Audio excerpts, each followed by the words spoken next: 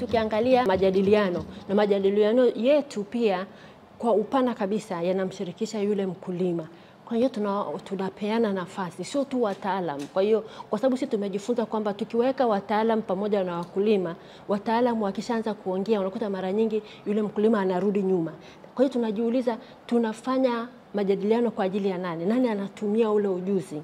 Na wakulima wanafanya pia kazi nyingi. Kwa hiyo na wenyewe wanapata ile nafasi ya kuchukua ile elimu kutoka kwa wenzao na kwenda kuifanyia kazi wanaporudi majumbani kwao. Kwa hiyo mimi kwa mtazamo wangu naweza nikasema yote uliyoyataja, kuanzia majadiliano, kuanzia vipando, kuanzia kubadilishana uzoefu, yote ni ya muhimu na tunaendelea kuyaimarisha na kuyaboresha kila mwaka ili yaendelee kuwa mazuri zaidi.